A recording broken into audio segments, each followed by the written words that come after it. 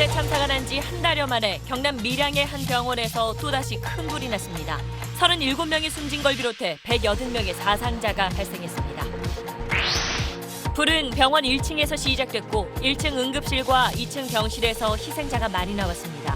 제천 화재 때처럼 이번에도 사망자 대부분이 화상이 아닌 유독가스 질식으로 숨졌습니다.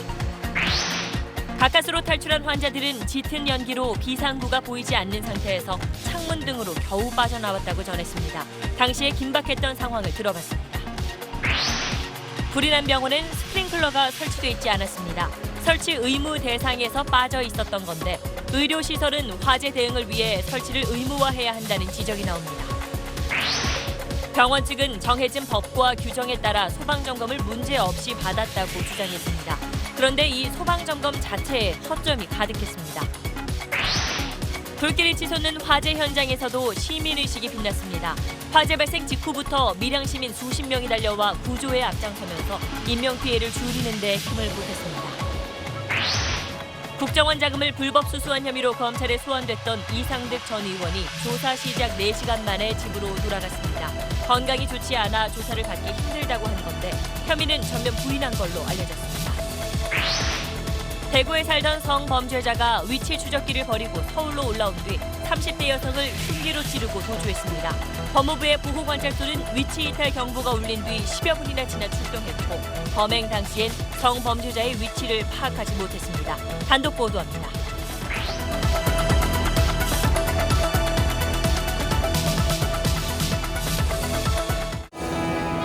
기름 없이 달리는 일상으로 내일을 바꾸는 현대수소 전기차. 네, 저는 지금 경남 밀양 세종병원 화재 현장에 나와 있습니다. 29명이 희생된 제천 화재가 일어난 지 36일 만에 오늘 또다시 대형 참사가 일어났습니다. 자, 제 뒤에 보이는 건물, 지금 시청자분들이 보고 계신 건물이 바로 세종병원입니다. 이 건물 1층 응급실에서 오늘 아침 7시 반쯤 불이 났습니다. 불길이 위로 번지면서 건물 외벽이 검게 그을려 있는 모습 보고 계십니다. 그리고 오른쪽에 붙어 있는 건물이 세종요양병원인데 다행히 이곳으로까지는 불길이 번지지가 않았습니다. 자, 오늘 화재로 지금까지 환자와 의료진을 포함해 모두 37명이 숨졌고 143명이 다친 걸로 집계됐습니다. 이 가운데는 중상자들도 있는 걸로 소방당국은 파악하고 있습니다. 먼저 오늘 화재 피해 상황을 유덕기 기자가 전해드립니다.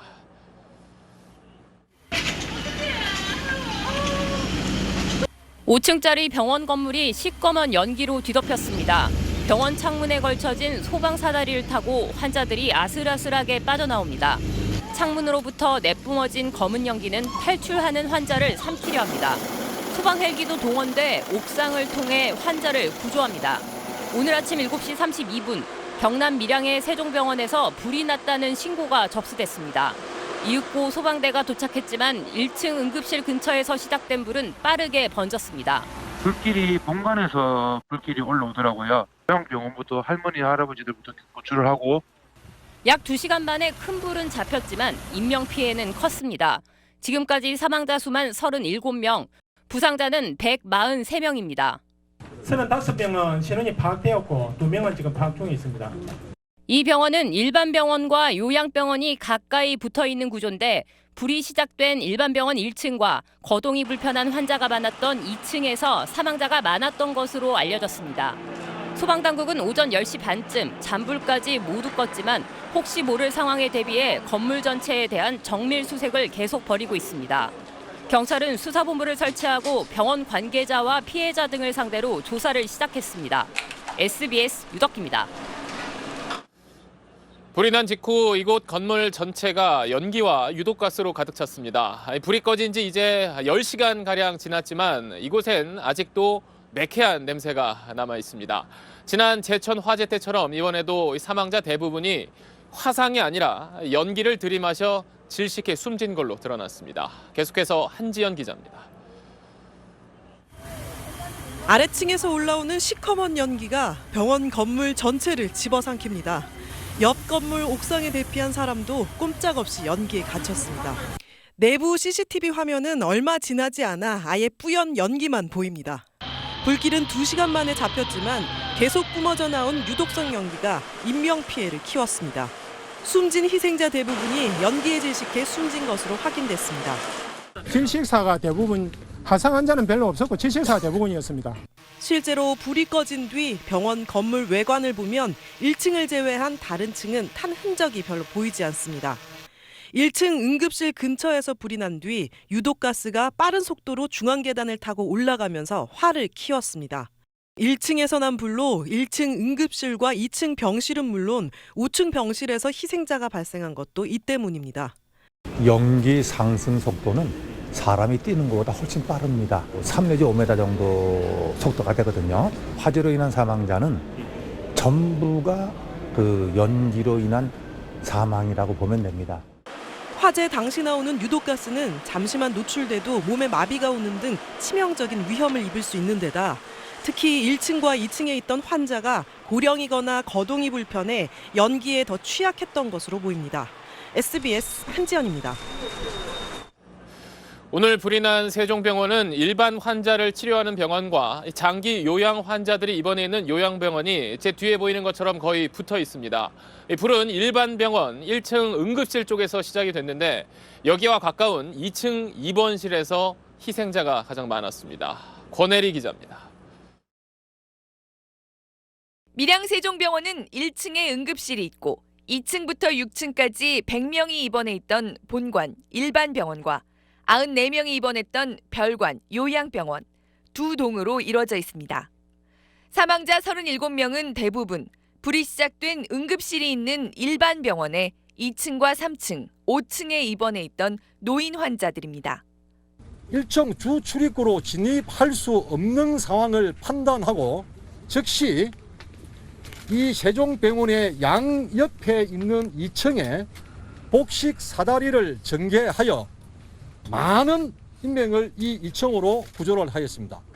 소방당국이 화재 현장에 도착했을 땐 이미 불이 시작된 1층은 바로 들어갈 수도 없을 정도로 불과 연기가 가득한 상태여서 2층으로 진입해 구조 활동을 시작하면서 불길이 위로 번지는 걸 막았다는 겁니다. 이런 상황이다 보니 발화 지점에서 가까운 2층에 입원해 있던 고령 환자들의 특히 피해가 집중됐습니다. 대개 2층에서 많이 나왔습니다. 그 불이 났는 바로 위층에 대개 환자 연령층들이 다 고령들입니다. 화재 발생 당시 응급실을 찾은 외래 환자는 없었지만 응급실에서 당직을 서던 의사를 비롯해 병원 직원 3명도 숨졌습니다. SBS 권애리입니다. 요양병원에는 몸을 움직이기 불편한 환자 94명이 있었는데 다행히 이쪽으로는 불이 번지지 않았습니다. 지금 제 뒤로 보이는 이 건물 창문에 펼쳐진 이 흰색 천처럼 보이는 게 재난 대피용 인명 구조대라고 하는 건데 이 미끄럼틀 형태의 이 구조대를 통해서도 환자들이 밖으로 대피했습니다. 이 소식은 박민아 기자입니다. 요양병원에는 주로 치매나 뇌졸중 같은 노인성 질환을 앓고 있는 환자 94명이 입원해 있었습니다. 다행히 본관에서 시작된 불이 요양병원으로 옮겨 붙지는 않았습니다. 화재 신고가 접수된 지 3분 만에 소방 선발대가 현장에 도착했고 화재 신고 2시간가량 지난 오전 9시 29분 큰 불길을 잡아 요양병원으로 불이 번지는 건 막을 수 있었습니다. 소방대는 불이 난 일반 병원에서 화재 진압과 구조를 진행하면서 동시에 요양병원에도 구조대원들을 투입해 환자들을 대피시켰습니다. 피난 구조대를 전부 다 개방을 하고 구조대원이 전부 다 진입을 해서 요양병원에 계시던 환자분은 전원 업고 내리던 등 전원 다 구조를 완료했습니다. 화염 때문에 일반 병원 진입이 여의치 않아 모든 구조 인력을 투입할 수 없는 상황에서 요양병원의 환자들 상당수가 거동이 불편한 고령 환자라는 점을 고려한 대처였습니다. 특히 요양병원에도 스프링클러가 설치돼 있지 않았습니다. 건축법이 개정된 관계 그 이후로 2018년 6월 30일까지 스프링클러를 설치하도록 법으로 의무화되어 있어가지고 저희들이 지금 설치를 다음 주에 하는 걸로 해서 불이 번졌다면 더 큰 참사로 이어질 수 있었던 상황이었던 겁니다. SBS 박민아입니다.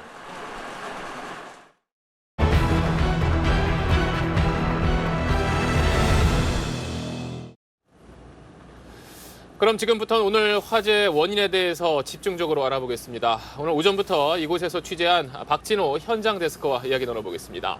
자, 박 기자, 지금 네. 저 뒤로 보이는 저 응급실 쪽에서 불이 난 것까지 여기까지는 알려졌는데 네. 정확한 화재 원인은 아직 나오지 않고 있는데 좀 뭐 추가로 좀 나온 정황이 있나요? 지금 경찰이 수사를 진행 중인데 네. 지금 방송 중에 조금 전에 밀양경찰서가 이 응급실 내부에 CCTV 화면을 공개를 했습니다. 그래서 네.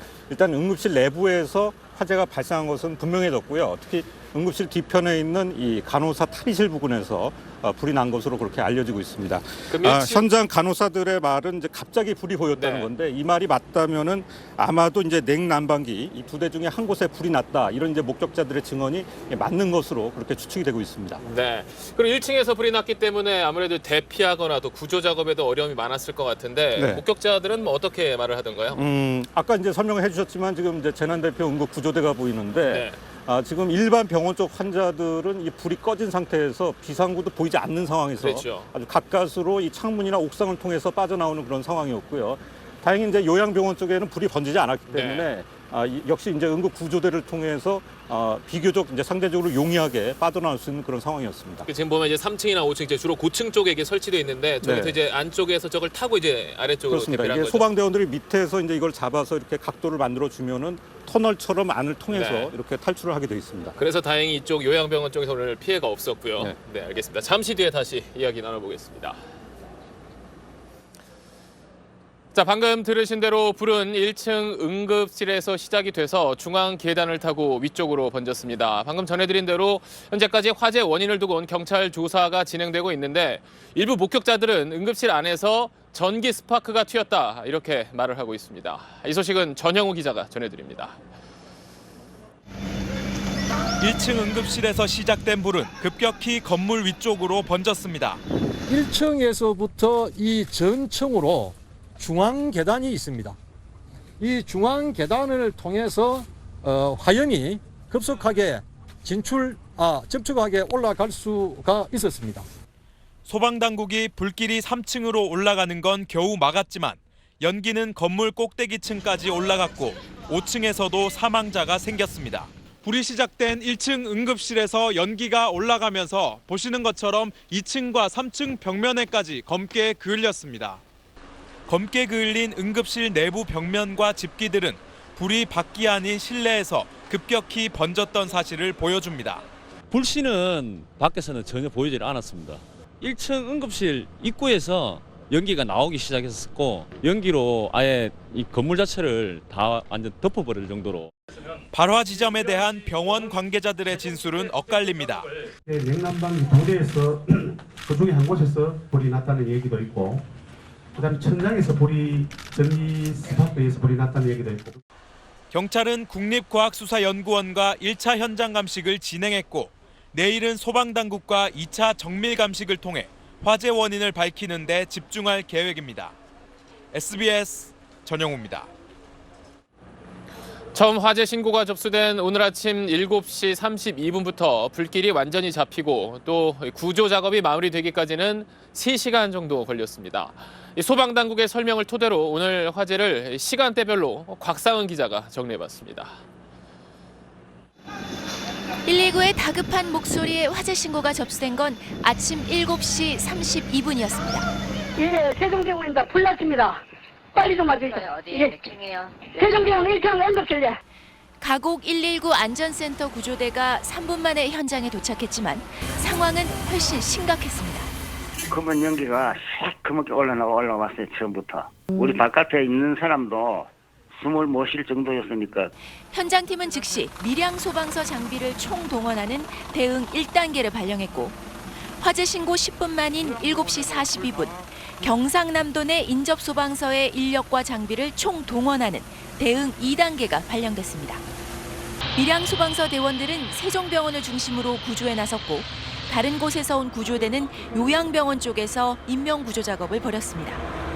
1층 주 출입구로 진입할 수 없는 상황을 판단하고 2층에 복식 사다리를 전개하여 밀양역에서 시청 방향까지 주변 교통이 전면 통제된 가운데 350명 넘는 인력이 총동원돼 9시 18분까지 인명구조 작업이 이루어졌습니다.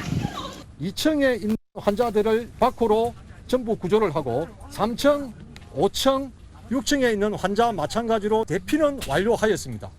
소방당국은 3시간 가까이 지난 10시 26분 완전 진화를 선언했습니다. 화재와 싸우면서 동시에 긴박한 구조 작업을 펼친 3시간. 소방구조대원들에겐 30시간보다도 더 길게 느껴졌을 시간입니다. SBS 곽상은입니다.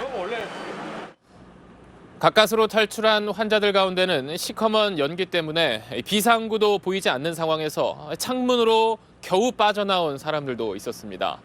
조금만 늦었어도 목숨을 건지지 못했을 거라며 당시 긴박했던 상황을 전했습니다. 이용식 기자가 만나봤습니다. 화재 난 병원에서 겨우 빠져나온 환자들은 급히 다른 병원 응급실로 옮겨졌습니다. 대피하면서 들이마셨던 연기로 대부분 숨쉬기도 어려운 상태입니다. 한 달 전 허리가 아파 세종병원 6층에 입원했던 이 할머니는 불이 나자 병원 직원의 도움으로 옥상으로 올라가 가까스로 구조됐습니다. 탈출하면서 입을 가렸던 흰 수건에는 시커먼 연기 자국이 그대로 남았습니다. 옥상에다가 집 끄잡아냈는데 추워서 사람이 막 얼어 죽겠는데 뭐 어쩌노. 몸이나 마음대로 움직일 수 있으면 하지만은 그러지도 못하지. 감기로 입원했던 할머니는 치료를 마치고 퇴원하는 날 아침 생사의 갈림길에 서게 될 줄은 꿈에도 몰랐습니다. 순식간에 복도와 계단에 연기가 가득 찼고 창문을 통해 가까스로 구조돼 다행히 목숨을 건졌습니다. 도와줘서 먹고 못 주니까 도저히 다리를 못 올리겠는데 내가 모가지 내기에 갈게. 그래 내가 모가지를 내는 일루 아저씨 끈이라는 기라. 구조 사다리에 부딪혀 다리를 다쳤지만 워낙 긴박한 상황에 당한 일이라 고통을 느낄 틈도 없었습니다. 병원 건물에는 화재 당시 환자들이 타고 내려왔던 탈출로들이 그대로 남아있어 급박했던 당시 상황을 보여주고 있습니다. 거센 불길과 뿜어져 나오는 유독 가스를 피해 간신히 목숨을 건진 환자들. 생사를 가른 그 짧은 순간은 그야말로 악몽이었습니다. SBS 이용식입니다. 조금 전 경찰이 오늘 불이 난 밀양 세종병원 1층에 있는 응급실 내부의 CCTV 영상을 공개했습니다. 계속 전해드렸지만 처음 불길이 시작된 곳이 응급실 부근이었습니다. 아직 드러나지 않고 있는 화재 원인을 밝혀줄 중요한 열쇠가 될 걸로 보입니다. 장세만 기자입니다. 밀양 세종병원 일반 병동 1층에 있는 응급실 내부 모습입니다. 응급실 출입문이 화면에 보이는데 잠시 후 오른쪽 상단에서부터 희뿌옇게 연기가 들어차기 시작합니다. 이윽고 연기를 발견하고 놀란 병원 직원과 간호사들이 분주히 움직이기 시작합니다. 간호사는 연기를 배출시키려는 듯 주출입구 유리문을 모두 열어보지만 엄청난 양의 연기를 빼기엔 역부족입니다. 이내 화면 가득 연기가 자욱하게 들어차서 실내의 모습이 분간되지 않습니다. 잠시 후 화면 왼쪽에서부터 화염이 치솟기 시작합니다. 이 영상은 오늘 오전 7시 30분쯤 응급실 내부에서 처음 불길이 솟는 장면이 생생하게 담겨 있습니다. 경찰은 응급실 뒤편 간호사 탈의실 내부에서 처음 불길이 나타났다는 목격자 진술이 있었다고 밝혔습니다. 경찰은 오늘 확보된 CCTV 화면과 목격자들의 진술을 바탕으로 정확한 화재 원인을 조사할 방침입니다. SBS 장세만입니다. 밀양 세종병원 화재 현장에서 8시 뉴스 전해드리고 있습니다. 오늘 화재로 지금까지 숨진 사람은 모두 37명이고 다친 사람은 140명이 넘습니다. 짧은 시간에 이렇게 많은 희생자가 난 이유에 대해서 박진호 현장 데스크와 잠시 이야기 나눠보겠습니다. 자, 박진호 기자, 오늘 엘리베이터 안에서 발견된 희생자들도 있다고 하던데 오늘 화재 직후에 병원의 전기가 끊긴 건가요? 그렇습니다. 원래 이 정도 규모의 병원이라면은 반드시 이 비상 발전기가 즉시 작동이 되어야 되는데 불이 들어오지가 않았습니다. 그래서 피가 컸고요. 특히 당시 병실에는 이제 인공호흡기에 의존하는 중환자들이 있었는데 이 호흡기가 작동을 멈추면서 손을 쓸 수가 없는 그런 상황이 되고 말았습니다. 또 말씀하신 대로 전기가 끊기면 근데 엘리베이터 작동이 멈추고 말았는데 당시 이제 엘리베이터로 대피하는 환자들이 상당히 있었기 때문에 또 인명 피해를 키우는 그런 요인이 되고 말았습니다. 그래서 짧은 시간에 좀 희생자가 컸던 이유가 있었겠네요. 잠시 뒤에 다시 이야기 나눠보겠습니다. 자, 30명이 넘는 사망자가 발생한 이번 화재는 이른 아침 시간에 발생했습니다. 당직 의료진의 숫자가 부족하다 보니까 200명 가까운 입원 환자들을 모두 재빨리 대피시키기에는 역부족이었다는 지적도 나오고 있습니다. 김관진 기자가 취재했습니다. 화재 신고를 가장 먼저 한 사람은 1층에서 당직 근무를 서던 원무과 직원이었습니다. 비상벨 소리가 들려 응급실로 이동했고 불길을 발견해 오전 7시 30분쯤 소방서에 신고했습니다. 출근 시간 전이라 병원에는 당직 의료진 9명과 원무과 직원 2명만 있었던 것으로 전해졌습니다. 1층까지 오니까 응급실 속에서 불이 보이대요. 그때 이제 그때는 직원이 몇 명 없었거든요. 7시 반이라서 출근하는 사람이. 소방 신고 이후 원무과 직원 2명은 소화기로 화재 진압을 시도했고 의료진 9명은 환자 대피에 나섰지만 결국 대형 참사를 막기엔 역부족이었습니다. 주로 거동이 불편한 환자 모두를 안전하게 대피시키기엔 당시 병원 인력이 턱없이 부족했습니다. 현행의료법상 환자 200명이 입원한 병원에는 의사 1명과 간호사 2명의 당직 의료진을 두게 돼 있습니다. 법은 지켰지만 화재 대응엔 실패한 겁니다. 화재 초기에 병원 측에 충분한 도움을 받지 못해 화를 키웠다는 지적입니다. 지난 2014년 전남 장성 요양병원 화재 때도 당시 당직 근무자가 1명밖에 없어 피해를 키웠습니다. SBS 김관진입니다. 앞서 말씀드린 대로 불이 났을 당시 병원에 화재로 전기가 끊기면서 엘리베이터가 멈춰서고 인공호흡기도 작동하지 않았습니다. 또 비상발전기마저 가동되지 않으면서 인명피해를 더 키웠다는 분석입니다. 송성준 기자입니다. 화재가 발생한 뒤 경보기가 울리자 환자들은 당황하기 시작했습니다. 순식간에 연기가 차오르고 곧이어 전기가 끊겼습니다. 불 안 들어오고 나서 막바로 환자 대피 시작했는데. 하지만 정전에 대비해 비상발전기가 즉시 가동되어야 하지만 불은 들어오지 않았습니다. 화재 당시 병실에는 인공호흡기에 의존해 자력으로 호흡할 수 없는 중증 환자 5명이 있었습니다. 정전되면 인공호흡기 작동이 멈춰버리면서 곧바로 사망할 수밖에 없습니다. 그분들은 전기가 정전이 되거나 이래 돼버리면 자기 호흡을 못하는 분들입니다. 그런 분들이 많이 돌아가셨습니다. 전기가 끊기면서 엘리베이터마저 갑자기 멈춰서 버렸고 엘리베이터에 타고 있던 환자들은 참변을 피하지 못했습니다. 엘리베이터 안에서 6명이 갇힌 상태로 있었습니다. 갇힌 상태로 앉아 있었던 겁니까? 사망한 겁니까? 그건 저희들이 확인할 수 없고 바로 이송 조치했습니다. 또 화재가 1층에서 난 뒤 유독성 연기가 중앙복도를 타고 순식간에 2층부터 5층까지 퍼졌는데 방호벽 또한 작동하지 않은 것으로 알려졌습니다. 숨진 환자들이 2층과 3층, 5층에 이르기까지 고르게 발생한 점으로 미루어 방호벽 또한 무용지물이었습니다. SBS 송성준입니다. 이런 가운데 이명박 전 대통령의 자금 관리인으로 지목된 이영배 씨에게 과거 특검이 찾아낸 다스 비자금 120억 원이 전달된 정황이 담긴 녹음 파일이 공개됐습니다. 이 전 대통령이 다스의 실소유주로 의심되는 정황이 여기저기에서 나타나고 있습니다. 박현석 기자입니다. 2016년에 녹음된 이 대화 속 두 사람은 이명박 전 대통령의 조카 김동혁 씨와 다스 관계자 김모 씨입니다. 그래갖고는 통장하고 도장 안 납부면 특검 안 나간다 이랬잖아. 아까 그랬잖아. 몇 년 전에 영감이 시영이 보고 달라 그러라니까 이거야. 그 시영이가 이상한 치고 내놓으셔야 되니까 난 그런다 분위기가 안 되니까 이거야. 여기서 김동혁 씨가 언급한 영감은 이 전 대통령으로 추정됩니다. 이 전 대통령이 아들 시영 씨를 통해 형인 이상은 다스 회장한테 140억 원을 내놓으라고 했다는 겁니다. 다스 관계자는 자신이 그 돈을 전달했다고 밝히기도 합니다. 그 돈? 그 가지고? 그 자격 수표로 만들어갖고 갖다 줬어요. 그 제가 갖다 줬어요. 그때 이영배 사장님이던가 내가? 그걸 갖고 나가서 그쪽으로 전달했는데 제가 전달했는데 아니 그 회사에 나가버렸어요. 하지만 대화가 이어지면서 두 사람은 서로 다른 돈을 얘기하고 있었다는 걸 깨닫습니다. 김동혁 씨 의도와 달리 다스 관계자는 그 돈을 2008년 정호영 특검이 찾아낸 돈 120억 원으로 오해했던 겁니다. 다만 김경준 씨로부터 돌려받은 BBK 투자금은 아닌 것으로 보입니다. 대화 내용이 사실이라면 특검이 찾아낸 돈을 이 전 대통령 측이 다스로부터 요구했다는 얘기가 됩니다. 2시간 반 분량의 이 녹음 파일에는 이 전 대통령에게 이상은 회장을 넘어서는 인사 권한이 있었다는 걸 의심하게 하는 대목도 등장합니다. 검찰은 이 녹음 파일을 확보해 분석에 나섰습니다. SBS 박현석입니다.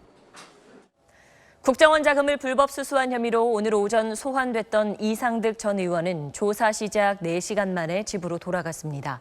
이 전 의원 측이 건강상의 이유로 조사를 받기 어렵다고 했기 때문인데 자신의 혐의는 전면 부인한 걸로 알려졌습니다. 보도에 박원경 기자입니다. 검찰 소환을 앞두고 그제 쓰러져 입원했던 이상득 전 의원이 오늘 오전 10시 20분쯤 검찰에 출석했습니다. 국정원으로부터 특활비 받으셨습니까?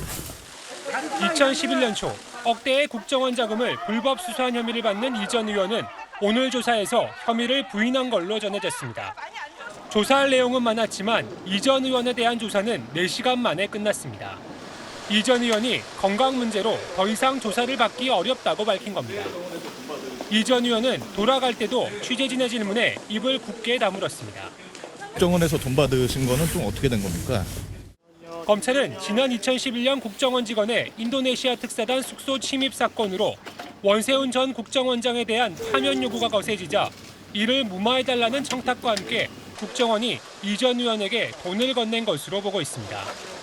검찰은 이 전 의원을 다시 소환 조사하는 방안을 검토하고 있습니다. SBS 박원경입니다.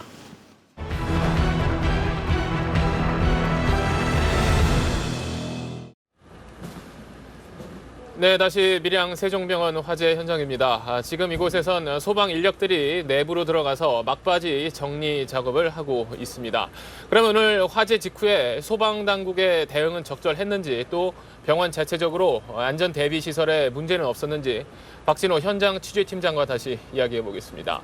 자, 오늘 화재가 난 이 세종병원에 스프링클러가 없었다, 이런 얘기가 계속 나오고 있는데 이게 의무 시설이 아닌가요? 네, 만약에 스프링클러가 있었다면은 이번에 인명피해가 가장 크게 난 원인인 연기를 좀 초기에 잡을 수가 있었는데 안타깝게도 이 세종병원에는 스프링클러가 없었습니다. 이 면적 기준에 해당하지 않아서 의무 설치 대상이 아니었다는 건데 의료법 개정으로 인해서 오늘 6월까지 설치를 해야 하기 때문에 지금 설치를 준비하고 있었다, 이게 병원의 설명입니다. 그동안 계속 소방 점검을 받아왔을 텐데 거기서 드러난 문제점은 없었었나요? 6개월 전쯤에 소방시설 점검을 받았습니다. 근데 그때 문제가 없다고 보고를 했거든요. 그런데 취재 결과 이 자격이 있는 소방시설 관리사에게 점검받지 않고 이른바 그 셀프 점검을 했던 것으로 그렇게 확인이 되고 있습니다. 이번에도 그러면 안전 불감증이 좀 있었다, 다시 한번 화재 원인이었다, 이런 분석이 나오겠네요. 네. 알겠습니다. 잘 들었습니다. 자, 이번 화재처럼 거동이 불편한 환자들이 많은 병원인 경우에 불이 나면 피해가 커질 수밖에 없습니다. 하지만 현행 규정상 방금 전해드린 대로 규모가 작은 병원들은 스프링클러 설치 의무 대상에서 빠져 있는 실정입니다. 노유진 기자입니다. 이번에 불이 난 세종병원 1층에는 스프링클러가 없습니다. 이는 스프링클러 설치가 되어 있지 않는 건물입니다. 불이 난 1층에 스프링클러가 있었다면 화재가 빠르게 진압돼 인명피해를 막을 수도 있었습니다. 하지만 불이 시작된 앞동 세종병원은 스프링클러 의무 설치 대상이 아니었습니다. 법에 따르면 의료기관은 지하층이거나 창문이 없는 층인데 바닥 면적이 1000제곱미터가 넘을 경우 스프링클러 의무 설치 대상입니다. 또 4층 이상이면서 10층까지인 병원도 역시 바닥 면적에 따라 스프링클러 설치 의무 기준이 달라집니다. 이번에 불이 난 세종병원은 바닥 면적이 약 225제곱미터라 설치 의무 대상이 아니었던 겁니다. 이제 면적이라든지 규모에 따라서 제한을 하다 보니까 상대적으로 그런 부분들에 해당하지 않는 의료시설들은 이런 부분들의 설치에서 제외가 되니까 사실 이런 위험성이 있는 거죠. 다만 뒷동인 요양병원은 스프링클러 설치 의무 대상이지만 설치하지 않은 것으로 드러났습니다. 의료시설의 경우 아무리 작더라도 불이 나면 큰 인명피해를 유발할 수 있는 만큼 스프링클러 설치 기준을 강화하는 법 개정이 필요합니다. SBS 노유진입니다.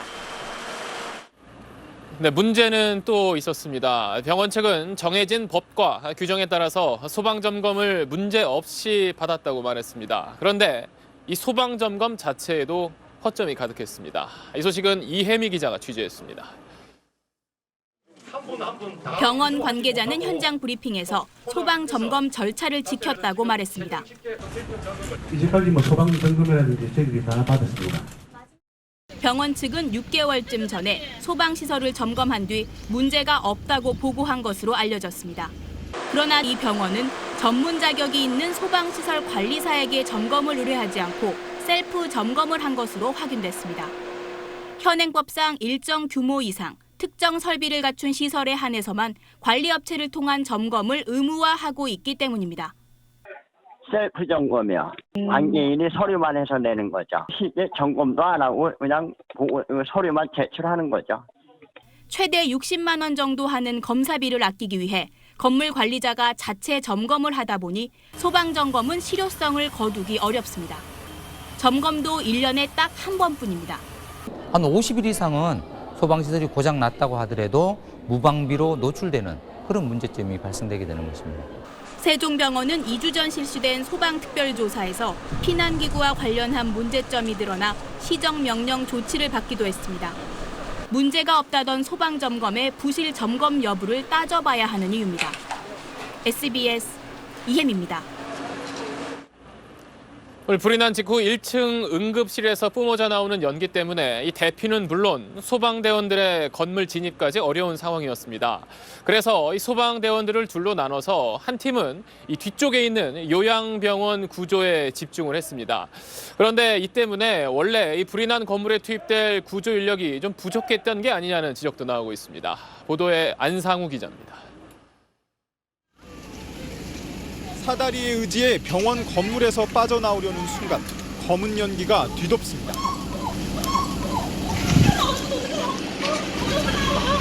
병원 전체를 메운 유독가스를 피해 창문으로 탈출하는 겁니다. 불이 났다는 외침을 듣고 환자들은 병실을 뛰쳐나와 계단으로 향했습니다. 하지만 중앙계단을 통해 삽시간에 올라오는 유독가스에 질식할 수밖에 없었습니다. 그리고 확 내려가고 지금 이 사망자 나오는 게 그리 내려간 사람이 다. 1층에서 시작된 불로 소방대원의 병원 건물 진입도 어려운 상황. 결국 환자들은 다시 병실로 돌아와 창문을 열고 살려달라며 소리쳐야 했습니다. 창문에 허리를 내놓고 아저씨 좀 살려주세요 하면 한 5분 가면 이러니까요. 저기 사람 소리 난다 하면서. 같은 시간 불길이 번지지 않은 요양병원 등에선 소방대원들의 대피 안내로 사망자가 단 한 명도 없었습니다. 매우 다행스러운 일이지만 불길이 번지지 않은 요양 건물에 투입됐던 구조 인력을 압동 본관에 더 투입했다면 피해를 줄일 수 있지 않았겠냐는 지적도 나옵니다. SBS 안상우입니다. 불길이 치솟는 화재 현장에서도 시민 의식은 빛났습니다. 불이 난 직후부터 밀양 시민 수십 명이 구조에 나서 한 명이라도 더 구하기 위해서 힘을 보탰습니다. 이 소식은 정혜경 기자입니다. 근처 직장에서 야간 근무를 마치고 퇴근하던 우영민 씨가 화재를 목격한 건 7시 40분쯤입니다. 신고를 받고 출동한 소방차 3대가 현장에서 불길을 잡고 있던 긴박한 상황이었습니다. 1층에서 큰 불길이 치솟고 건물 전체가 검은 연기로 휩싸여 가까이 다가가기도 어려웠습니다. 하지만 손을 흔들며 살려달라고 울부짖는 사람들을 보고만 있을 수 없어 우 씨는 차를 세우고 달려갔습니다. 옥상에서나 창문에서 사람들이 손을 흔들면서 살려줘. 그때부터 이제 저도 차를 저도 이제 이건 집 가면 안 되겠다 해가지고. 우 씨처럼 화재 현장에 있던 시민 20여 명이 소방대원과 함께 구조에 나섰습니다. 소방대원들이 설치한 구조용 탈출구를 꼭 붙잡아 고정하고 가까스로 건물 밖으로 나온 사람들을 구축해 안전한 곳으로 대피시켰습니다. 부상자들은 인근 병원으로 옮겼습니다. 제가 당시에 왔을 때 슬라이드로 사람을 이제 구조로 하고 있었는데 그때 제가 사람을 3명 정도 옮겼습니다. 할머니 분들이 굉장히 많았고요. 병원 옆 장례식장에서 이불과 핫팩을 챙겨와 추위에 떨며 불안해하는 부상자들을 다독였습니다. 참사 현장에서도 빛나는 시민의식이 더 큰 피해를 막는 데 큰 힘이 됐습니다. SBS 정혜경입니다. 37명 희생자 모두 안타까운 사연들이 있습니다. 그 가운데 특히 30년 가까이 환자들을 돌봐왔던 한 간호사분은 마지막까지 환자 곁을 지키다가 오늘 뒤늦게 구조됐지만 응급조치를 제대로 받지 못해서 끝내 숨졌습니다. 안타까운 사연을 정성진 기자가 정리했습니다. 김 간호사의 어머니는 오늘 아침 7시 35분쯤 딸에게서 걸려온 한 통의 영상 전화를 받았습니다. 화재가 발생한 직후입니다. 김 간호사는 전화통화에서 엄마를 애타게 찾듯이 외쳤다고 셋째 여동생이 전했습니다. 언니가 엄마한테 전화를 했거든요. 엄마 하고 그게 끝이에요. 하지만 영상통화 화면은 온통 십부연 연기로 가득했고 김 간호사의 어머니는 딸의 얼굴을 보지 못했습니다. 새까맣게 뭐 타오른다고 해야 되나? 연기가 하늘로 완전히 병원 자체가 연기로 덮였다 해야 되나? 김 간호사를 찾기 위해 병원을 찾은 가족들은 오전 10시쯤 병원 길 건너 노인회관에서 쓰러져 있는 김 간호사를 발견했습니다. 허리에 화상을 입고 손 여기저기 피가 묻어 있었다며 한눈에 봐도 상태가 좋지 않았지만 쓰러진 채 방치돼 있었다고 말합니다. 얼굴을 만져봐도 따뜻하고 몸도 따뜻하고 그러니까 살아있는 걸로 생각하죠. 사망한 게 아니라고 살아있다고. 이제 그래서 119 부른 거죠. 20살에 간호조무사를 시작해 30년 가까이 환자를 돌봐온 김 간호사는 여러 희생자가 나온 세종병원 2층 책임 간호사였습니다. 유가족들은 평소 책임감이 강한 김 간호사가 마지막까지 환자들과 함께했을 거라며 안타까움을 토로했습니다. 환자와 결혼한 사람입니다. 책임감이 너무 넘친다 해나? 내 아니면 안 된다. 그걸로 평생 사는 사람이에요. SBS 정성진입니다. 갑작스런 참사에 또 많은 희생자가 발생하면서 이곳 밀양시 전체는 침통한 분위기입니다. 그럼 가장 많은 희생자가 이송된 밀양병원에 나가 있는 취재기자 연결해 보겠습니다. 정구희 기자, 그곳 상황 전해주시죠. 네, 이곳은 가장 많은 사망자가 이송된 밀양의 한 병원입니다. 37명의 사망자가 발생했지만 모두를 수용할 만한 곳이 없어 밀양 시내 곳곳 병원으로 나눠 옮겨졌습니다. 오늘 오전에는 신원 확인이 늦어지면서 유가족들이 직접 병원을 돌며 고인들이 안치된 곳을 찾아다녀야 했습니다. 정신없는 하루를 보낸 유족들은 처음에는 말을 잇지 못하다가 지금은 울음을 터뜨리고 큰 슬픔에 빠져 있습니다. 특히 오늘 퇴원을 앞둔 한 고인의 안타까운 사연이 전해지면서 주변을 더욱 슬프게 하고 있습니다. 병원 측은 대부분의 고인이 유독가스에 질식해 숨진 것으로 보고 있습니다. 고인의 시신을 확인한 유족들도 고인들의 손과 얼굴에 많은 그을음이 묻어 있었다고 전했습니다. 다만 간호사였던 한 고인은 옆구리에 심한 화상을 입은 것으로 알려졌습니다. 현재 신원 확인은 대부분 끝났지만 장례식장의 빈소가 턱없이 부족한 상황입니다. 이곳 병원 영안실에 8명의 사망자가 안치됐지만 빈소가 모자라 다른 곳으로 옮길 준비를 하고 있습니다. 유족들은 오늘부터 장례 절차에 들어간 뒤 장례가 끝나는 대로 밀양 시내에 마련될 합동 분향소를 찾을 계획입니다. 지금까지 밀양병원에서 SBS 정구입니다. 지난해 12월 충북 제천 화재 이후 정부는 특단의 대책을 통해 재발 방지를 약속했지만 한 달이 조금 지난 시점에서 또다시 대형 인명 피해가 일어났습니다. 정치권의 약속도 또 소방당국의 일제 점검도 참사를 막지는 못했습니다. 김웅수 기자입니다. 지난해 12월 21일 발생한 제천 스포츠센터 화재 참사는 29명의 사망자와 40명의 부상자를 냈습니다. 40명이 숨진 2008년 이천 냉동창고 화재 이후 9년 만에 최악의 화재 참사로 기록됐습니다. 소방당국의 초동 대처 미흡과 건물주의 소방법 위반 등이 빚은 인재로 드러나면서 유족들은 세월호 때와 달라진 게 뭐냐며 분통을 터뜨렸습니다. 청해진이 건물주로 해경이 소방관으로 바뀌었을 뿐입니다. 정부는 특단의 대책 마련을 강조했습니다. 이번 일이 뼈아픈 교훈이 되도록 더 세밀하게 살피고 더 확실하게 개선해 나가겠습니다.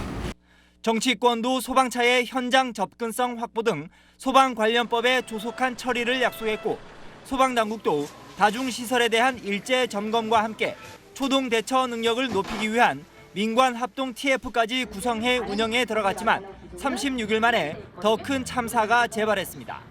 일단 소방 점검을 했을 때 문제가 생기면 즉시 고치도록, 그러니까 선조치 후보고를 하는 형태로 소방점검 형태를 바꿔줄 필요가 있겠습니다. 켜켜이 쌓여온 안전불감증은 제천 화재의 상처가 채 아물기도 전에 더욱 처참한 모습의 재앙으로 되풀이됐습니다. SBS 김수입니다.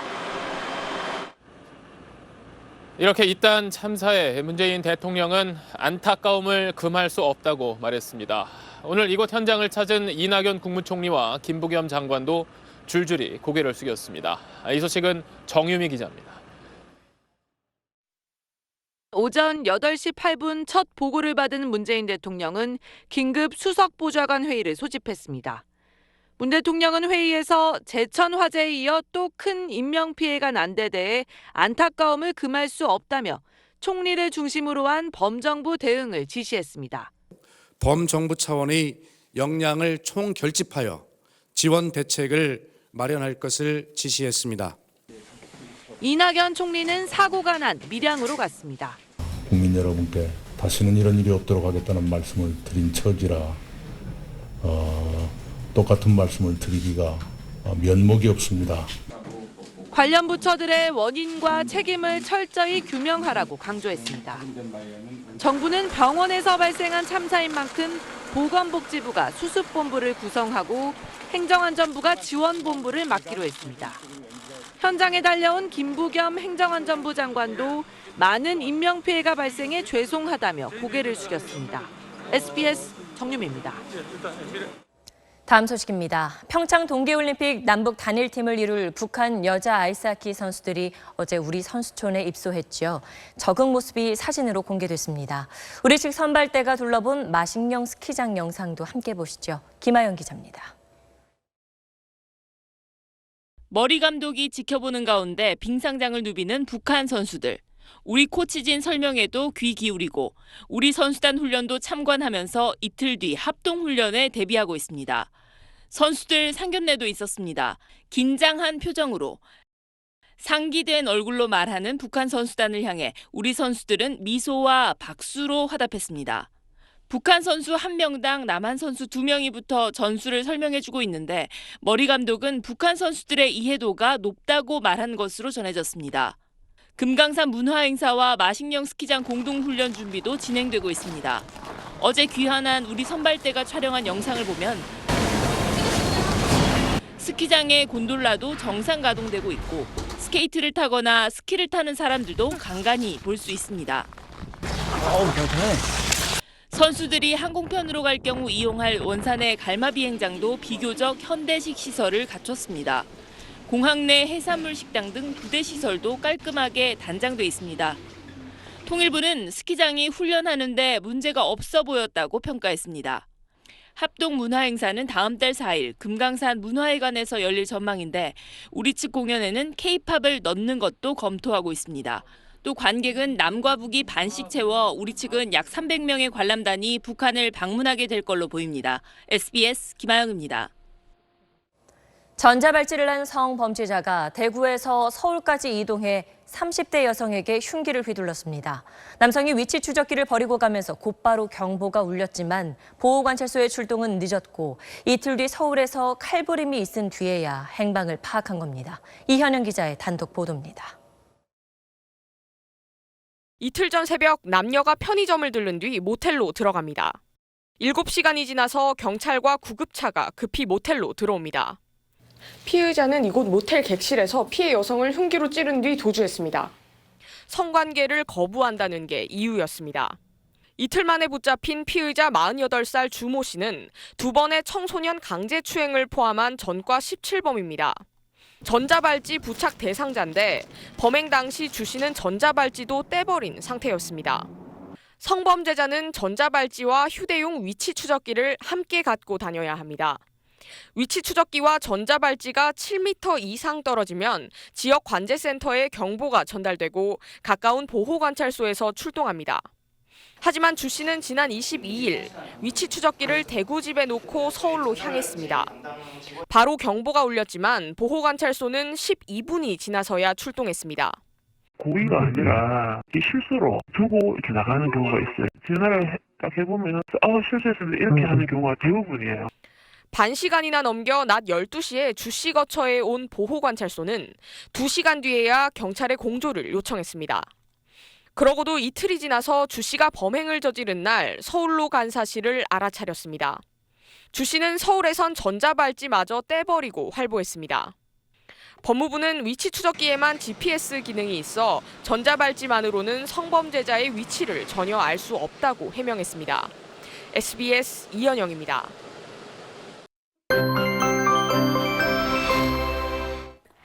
긴 한파에 각종 난방기기 사용이 늘어나면서 화재 위험성이 높아지고 있습니다.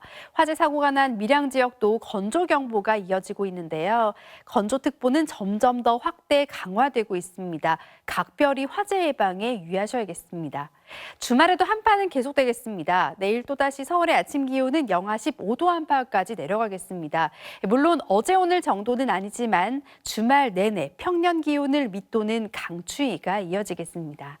내일도 중부지방 한파 경보가 계속됩니다. 서울의 아침 기온은 영하 15도, 춘천 영하 19도까지 내려가겠고요. 한낮 기온은 서울이 영하 3도 안팎에 머물겠습니다. 남부지방 낮 기온은 사흘 만에 영상권으로 오르긴 하겠지만 여전히 춥겠습니다. 이 매서운 한파는 다음 주 초반까지 이어지겠고요. 이후로는 평년 수준으로 기온이 오르겠습니다. 날씨였습니다.